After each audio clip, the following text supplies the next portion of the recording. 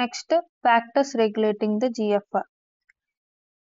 మొత్తం 10 ఫ్యాక్టర్స్ ఉంటాయి, 13 ఫ్యాక్టర్స్ ఉంటాయి. ఈ 13 ఫ్యాక్టర్స్లో ఫస్ట్ ఫ్యాక్టర్ ఏంటంటే రీనల్ బ్లడ్ ఫ్లో. సో ఇది directly proportional to the GFR. GFR ఎక్కువ ఉంటే రీనల్ బ్లడ్ ఫ్లో ఎక్కువ ఉంటే జిఎఫ్ఆర్ ఎక్కువ ఉంటుంది, అంతే. తర్వాత అంటే ఎంత బ్లడ్ వస్తే అంత జిఎఫ్ఆర్ ఉంటుంది, ఫిల్టరేషన్ కూడా అంతే ఉంటుంది. తక్కువ వస్తే తక్కువ ఉంటుంది. ట్యూబ్లో గ్లోమరులర్ ఫీడ్బ్యాక్, ఇది కూడా జిఎఫ్ఆర్ ని రెగ్యులేట్ చేస్తుంది. ఎలాగా అంటే త్రూ మాక్యులర్ డెన్సా. సో మాక్యులర్ డెన్సా అనేది ఏంటంటే థిక్ అసెండింగ్ లింబ్ దగ్గర ఉంటుంది. అంటే ఈ మాక్యులర్ డెన్సా మెయిన్ ఏంటంటే సోడియంని మెయింటైన్ చేస్తుంది. సోడియం లెవెల్స్ ఎక్కువ ఉన్నాయో తక్కువ ఉన్నాయో దాన్ని బేస్ చేసుకుని రెనిన్ రిలీజ్ చేయడం, రెనిన్ బేస్ చేసుకుని యాంజియోటెన్సిన్, అలాగా రెనిన్ యాంజియోటెన్సిన్ మెకానిజం అనేది ఫామ్ అవ్వాలి అంటే మాక్యులర్ డెన్సా సెల్స్ అనేవి ఉండాలి. అవి ఉంటేనే మనకి రెగ్యులేషన్ అనేది జరుగుతుంది. So it detects the concentration of sodium chloride in the tubular fluid, altars the GFR. And తర్వాత ఎడినోసిన్ ని రిలీజ్ చేస్తుంది అనమాట from ADP. So tubular feedback ఎలాగంటే మనకి ఎక్కువ గ్లోమరులర్ ఫిల్టరేషన్ రేట్ ఎక్కువైపోయింది, సో సోడియం కాన్సన్ట్రేషన్ ఎక్కువైపోయింది. అప్పుడు ఏంటంటే జెక్స్ట్రా గ్లోమరులర్ సెల్స్ దగ్గర ఉన్న మాక్యులర్ డెన్సా అనేది యాక్టివేట్ అవుతుంది. ఇది ఏం చేస్తుందంటే ఎడినోసిన్ ని రిలీజ్ చేస్తుంది. ఎడినోసిన్ రిలీజ్ చేయడం వల్ల ఏమవుతుందంటే ఎఫరెంట్ ఆర్టీరియల్ ని కన్స్ట్రిక్ట్ చేస్తుంది, పక్కన ఉంటుంది కదా నొక్కి పెడుతుంది. అప్పుడు ఏమవుతుందంటే జిఎఫ్ఆర్ అనేది గ్లోమరులర్ బ్లడ్ ఫ్లో అనేది తగ్గుతుంది, స్లోగా రా అని చెప్పి పంపిస్తుంది. అప్పుడు ఏమవుతుందంటే ఇది ఒక ఫీడ్బ్యాక్ మెకానిజం, దీనివల్ల జిఎఫ్ఆర్ అనేది డిక్రీజ్ అవుతుంది. అందుకే దీన్ని ట్యూబులో గ్లోమరులర్ ఫీడ్బ్యాక్ అంటారు.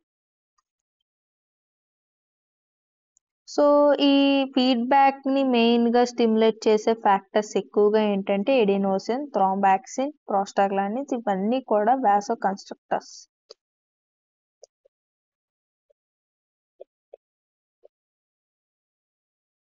ఈ మాక్యులర్ డెన్సా ఏంటంటే ప్రోస్టాగ్లాండిన్స్ రిలీజ్ చేస్తుంది, బ్రాడికైనిన్స్, రెనిన్, ఇవన్నీ పెయిన్ రిసెప్టార్స్ అన్నమాట.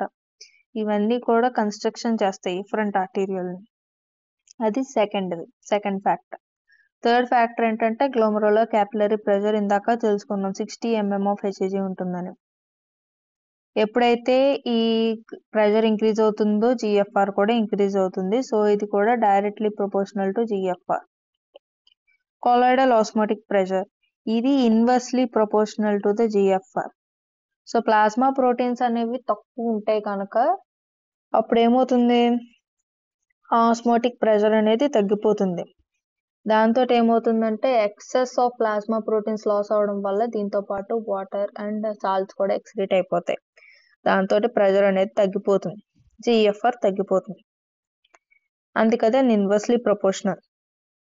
అండ్ హైడ్రోస్టాటిక్ ప్రెషర్ కూడా inversely proportional to the GFR. ఇది కూడా ఇన్వర్స్లీ ప్రపోర్షనల్ టు జిఎఫ్ఆర్. ఇది మెయిన్ గా ఎప్పుడు చూస్తామనంటే ఎడిమాస్ కానీ అబ్స్ట్రక్షన్స్ వల్ల కానీ చూస్తాం. తర్వాత construction of efferent arterial. Efferent arterial construction అవడం వల్ల గ్లోమరులర్ ఫిల్టరేషన్ రేట్ అనేది తగ్గుతుంది.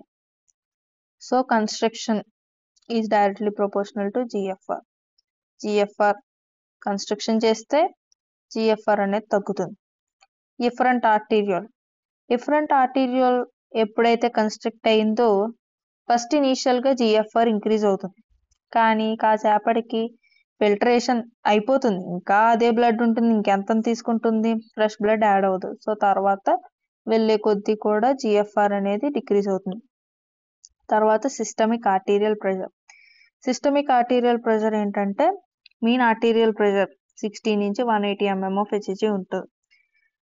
సో ఇది కూడా రీనల్ బ్లడ్ ఫ్లోని ఎఫెక్ట్ చేస్తుంది. ఎక్కువ బ్లడ్ వస్తే సిస్టమ్స్ నుంచి, డిఫరెంట్ సిస్టమ్ నుంచి జిఎఫ్ఆర్ ఇంక్రీజ్ అవుతుంది, తక్కువ వస్తే తక్కువ జిఎఫ్ఆర్ అనేది ఉంటుంది. తర్వాత సింపాథెటిక్ స్టిమ్యులేషన్. సింపాథెటిక్ స్టిమ్యులేషన్లో ఏంటంటే న్యూరో ట్రాన్స్మిటర్ సబ్స్టెన్సెస్ ఉంటాయి, నార్ ఎడ్రెనలిన్ ఉంటుంది. ఇలాంటి స్టిమ్యులెంట్స్ అనేవి రిలీజ్ అవ్వడం వల్ల ఏమవుతుందంటే జిఎఫ్ఆర్లో చేంజెస్ వస్తాయి. అది depends. So initially increase in the filtration but later it decreases. However, stimulation is continued for 30 minutes. 30 minutes వరకు ఉంటుంది. తర్వాత సర్ఫేస్ ఏరియా కనుక తక్కువ ఉంటే జిఎఫ్ఆర్ తక్కువ ఉంటుంది. సో ఇది directly proportional to GFR. Permeability కూడా అంతే, జిఎఫ్ఆర్కి డైరెక్ట్లీ ప్రపోర్షనల్. ఎక్కువ పర్మియబిలిటీ ఉంటే ఎక్కువ జిఎఫ్ఆర్ ఉంటుంది. Contraction of glomerular mesangial cells. So contraction వల్ల ఏమవుతుంది అంటే జిఎఫ్ఆర్ అనేది తక్కువ అవుతుంది. అండ్ తర్వాత హార్మోన్స్ అండ్ అదర్ ఫ్యాక్టర్స్. దీంట్లో ఏంటంటే prostaglandins, atrial natriuretic peptide, brain natriuretic peptide, ఇవన్నీ కూడా ఏంటంటే హార్మోన్స్ అండ్ అదర్ ఫ్యాక్టర్స్. ఇవి కూడా జిఎఫ్ఆర్ని ఇన్ఫ్లుయెన్స్ చేస్తాయి. డిక్రీజ్ చేసేవి వాసో కన్స్ట్రక్షన్ ద్వారా ఈ ఫ్యాక్టర్స్.